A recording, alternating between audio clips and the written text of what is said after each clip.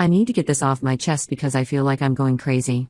My husband Andre, 30M, and I, 28F, have been married for 3 years, together for 5. We met at a mutual friend's birthday party where he literally spilled his drink on my new dress and spent the whole night trying to make it up to me. It was cute and clumsy and I fell for his charm right away. He was different from anyone I dated before, sweet, attentive, and seemed to really care about making me happy. From the beginning, I knew about Ophelia, 29F, his best friend from college. They met in freshman year when they were paired up for a project and had been inseparable since then. Andre was always open about their friendship and would tell me stories about their college adventures. I never felt threatened because Andre made it clear they were just friends, and Ophelia had never shown any interest in him romantically. They hung out occasionally, but it was always in groups with other college friends. Ophelia started dating Dave 2 years ago. He seemed like a great guy, successful businessman, treated her well, and was understanding of her friendship with Andre. They got married last year in a beautiful ceremony where Andre was one of the groomsmen. Everything seemed perfect. Last month, around 11 p.m. on a Tuesday, our doorbell rang. It was Ophelia, standing there with a small suitcase and tears streaming down her face.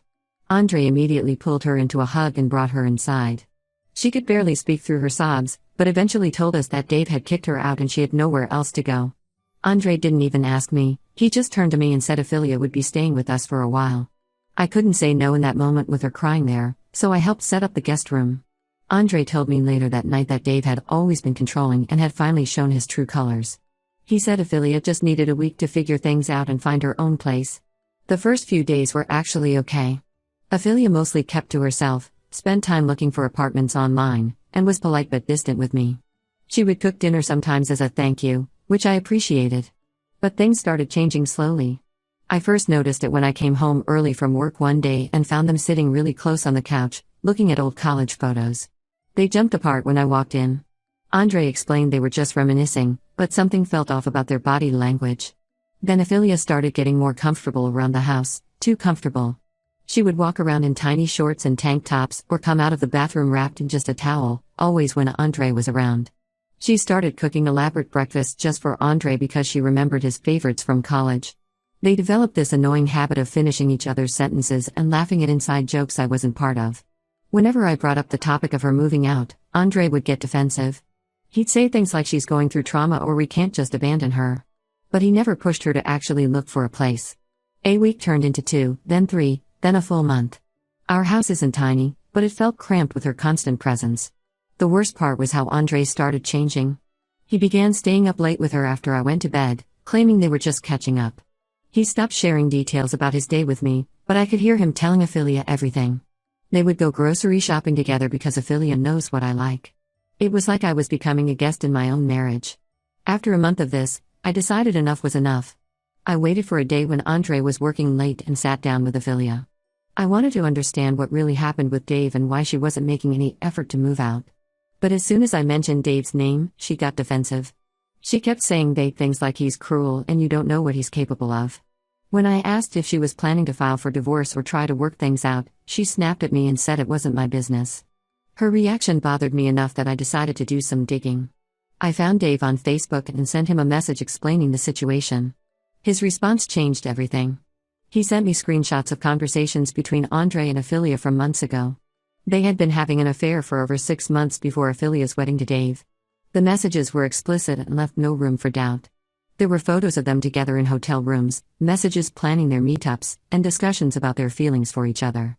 When I confronted Andre with the evidence, he didn't even try to deny it. He broke down and admitted everything.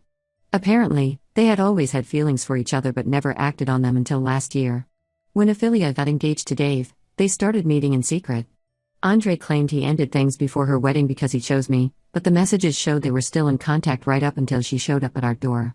The most painful part was calling my in-laws. I thought they would be as shocked and disgusted as I was. Instead, they already knew about the affair.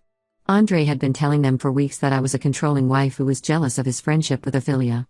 He painted me as the villain who was trying to destroy their special bond. His parents suggested that I should be the one to move out and give them space to figure things out. I packed my bags that night and went to stay with my sister. I couldn't believe how quickly my entire life had fallen apart. The man I thought I knew, the marriage I thought was solid, it was all built on lies. I contacted a divorce lawyer first thing the next morning.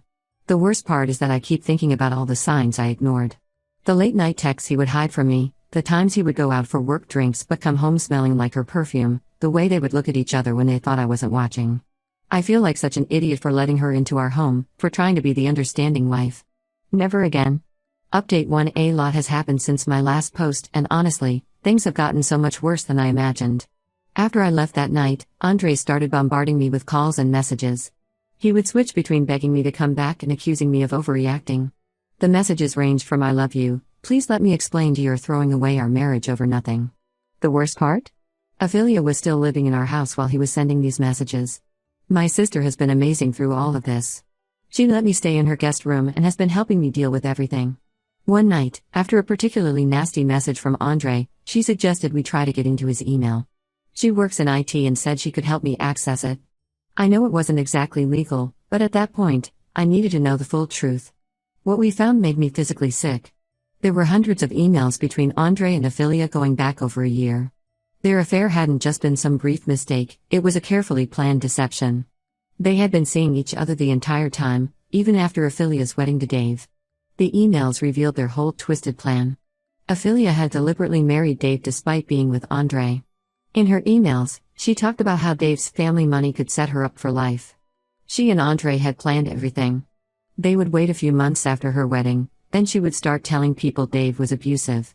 They knew everyone would sympathize with her and not question when she left him. Andre had even helped her create a list of things to say about Dave to make him sound controlling and cruel. The most devastating emails were the ones about me. They had literally strategized how to manipulate me into letting her stay. Andre gave her detailed instructions about how to act around me. He told her to seem distant at first, then gradually become more comfortable. He advised her on what sob stories would make me feel guilty about wanting her to leave. There were emails where they laughed about how I believed everything. They had even discussed their future plans. Once I was out of the picture, they would wait a respectable amount of time, then start dating publicly. Ophelia would play the victim who found comfort in her best friend after escaping an abusive marriage, and Andre would be the supportive friend who helped her heal. They had thought of everything. Reading those emails broke something in me. Every memory of the past month took on a new, darker meaning. All those times I caught them sitting close together, they were probably laughing at how naive I was. Every time Andre defended her staying with us, he was following their script. Even the way Ophelia would dress provocatively around him, it was all calculated to push my buttons while making me seem like the unreasonable one. I forwarded all the emails to myself and then sent them to my in-laws. Andre's mom called me crying, saying she had no idea how deep the deception went. She apologized for believing Andre's lies about me being controlling. His dad also called to apologize, saying they should have seen through Andre's stories. But honestly, their apologies mean nothing now. They chose to believe the worst about me without even asking for my side of the story. The emails also revealed something else. Ophelia had been taking money from Dave's accounts before she left. She had been slowly transferring small amounts to a secret account, building up a nest egg for herself. When I told my lawyer about this, she said this information could be useful not only for my divorce but also for Dave if he decides to press charges. Andre finally realized I had accessed his email when I confronted him with specific details from their conversations. He completely lost it. He started sending threatening messages about suing me for invasion of privacy. His last message said I would regret making an enemy of him. I've saved everything and given copies to my lawyer. Ophelia, meanwhile, has been posting on social media about being a survivor of domestic abuse and how grateful she is for having such supportive friends.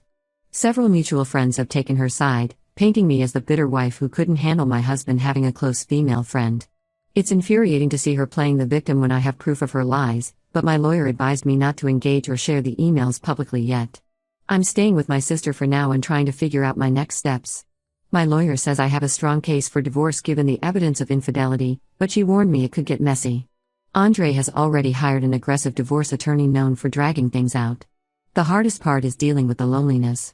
I lost not just my husband, but also several friends who believed his version of events. Some nights, I still catch myself reaching for my phone to text him about something funny that happened during my day, only to remember that the man I thought I was married to never really existed. He was just playing a role, and I was too trusting to see through it. At least now I know the truth. No more lies, no more manipulation, no more gaslighting. I'm done being the understanding wife who ignores red flags in the name of trust. Never again. Update 2: the divorce proceedings have started, and everything is just as ugly as I expected. Andre's lawyer is trying to paint me as an unstable, paranoid wife who invaded his privacy and abandoned our marriage without cause. They're arguing that accessing his emails was illegal and any evidence I found shouldn't be admissible in court. Andre is also claiming that I left him, so he shouldn't have to pay me anything in the settlement. But karma really does come back around. Last week, I received a message from Dave, Ophelia's husband. He had seen some of Ophelia's social media posts about being an abuse survivor and wanted to set the record straight. We met for coffee, and what he told me changed everything. Ophelia is still legally married to Dave. She never filed for divorce because she doesn't want to lose her claim to his family's money. Apparently, she's been lying to Andre about this the whole time. She kept telling him she was working with a lawyer and the paperwork was in process, but she hasn't taken any legal steps at all. Dave showed me proof that Ophelia has done this before. Andre wasn't her first affair. She had cheated on Dave with 2 other men in their first year of marriage. Each time, she would create drama about Dave being controlling or abusive, disappear for a few weeks, then come crawling back when she needed money. Dave had been gathering evidence for months, planning to divorce her, when she suddenly left and moved in with us. The most shocking part was finding out about Ophelia's financial situation. She had maxed out all their joint credit cards before leaving Dave. She had also been stealing from his business accounts, way more than what I had found in the emails. Dave's lawyers are building a case against her for financial fraud. When I got home from meeting Dave, I had multiple missed calls from Andre. Someone had seen me with Dave and told him. He showed up at my sister's house that night, completely unhinged. He was screaming about how I was conspiring with Dave to ruin Ophelia's life, how I was just jealous because Ophelia was everything I could never be. My sister had to call the police to get him to leave. We filed for a restraining order the next day. The next twist came when Dave's lawyer contacted mine. They offered to share all their evidence about Ophelia's past affairs and financial fraud for my divorce case. In return, they wanted my copies of the emails between Andre and Ophelia. It turns out those emails prove that Ophelia was mentally competent and deliberately planning to defraud Dave, which destroys her claims about being a domestic abuse victim. Andre must have found out about this deal because he sent his mother to talk to me. She tried to guilt-trip me about destroying Ophelia's life and ruining any chance of Andre having a future career. He's a financial advisor, and fraud allegations could cost him his license. She begged me to settle quietly and let them move on with their lives. I told her she should have thought about consequences when she supported their lies about me. The truth about Ophelia's other affairs hit Andre hard. He finally saw her for who she really was, a con artist who had played him just like she played everyone else. He tried to kick her out of our house, but she refused to leave. Now they're stuck living together because neither one has anywhere else to go. According to mutual friends, they fight constantly and blame each other for ruining their lives. My lawyer says we have an incredibly strong case now. Between the emails proving their affair and conspiracy, the evidence from Dave about Ophelia's pattern of fraud, and Andre's violent outburst at my sister's house, she thinks we can get a very favorable settlement. The whole situation is a mess, but I finally feel like I'm on solid ground. Some days I still can't believe how thoroughly Andre and Ophelia deceived everyone. They threw away their marriages, their reputations, and probably their careers, all for a relationship built on lies. And the worst part is, they're still lying, just to different people now. Dave and I have become unexpected allies in this chaos. We're both dealing with the aftermath of loving people who never really existed, just masks they wore to get what they wanted. At least now we can see them for who they really are. Update 3: the divorce is finally settled, and I can hardly believe everything that's happened since my last update. With the combined evidence from Dave and the emails we found, my lawyer was able to negotiate a settlement heavily in my favor. I got the house, half of our savings, and Andre had to pay my legal fees.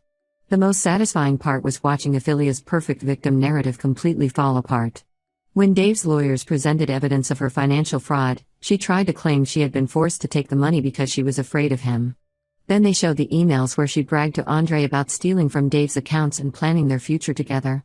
Her own words destroyed any credibility she had left. Ophelia finally showed her true colors when she realized Andre wasn't as wealthy as she thought. During the divorce proceedings, our financial statements became public record. Turns out, Andre had been lying to her about his savings and investments to impress her. When she found out he was actually in debt from spending money on their affair, she completely turned on him. Last week, Ophelia moved out of our house and tried to go back to Dave, claiming she had made a horrible mistake and wanted to work on their marriage. Dave just laughed and had his lawyer serve her with divorce papers. Now she's living in a cheap apartment and working as a waitress, quite a change from the luxury lifestyle she was used to with Dave. Andre isn't doing much better. He lost his job when his firm found out about the fraud allegations. Apparently, some of their meetups during work hours violated company policy, and he had used his work computer to plan their affair. He's living with his parents and working at his dad's hardware store.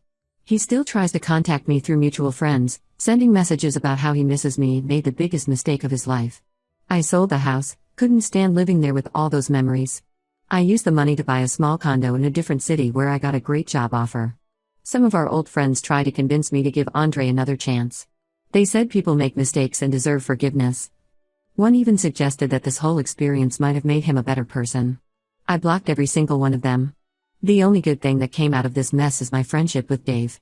We meet for coffee sometimes and laugh about how blind we both were. He's doing well, his business is thriving now that Affiliate isn't secretly draining the accounts, and he started dating someone new who seems genuinely nice. My in-laws still try to reach out occasionally. They want to maintain a relationship because I was like a daughter to them. I remind them how quickly they turned on their daughter when Andre painted me as the villain, and that usually shuts them up. Some relationships aren't worth saving. I'm still angry sometimes when I think about everything that happened, but mostly I'm just relieved. Going completely no contact with Andre and his family was the best decision I ever made. I'm focusing on my new job, making new friends, and rebuilding my life without all their drama and lies. The other day, I found an old photo of Andre and me from our wedding. We looked so happy, so in love. I finally threw it away. That man never really existed, he was just playing a part, and I was fool enough to believe it. But I'm not that naive girl anymore, and I'll never let anyone manipulate me like that again.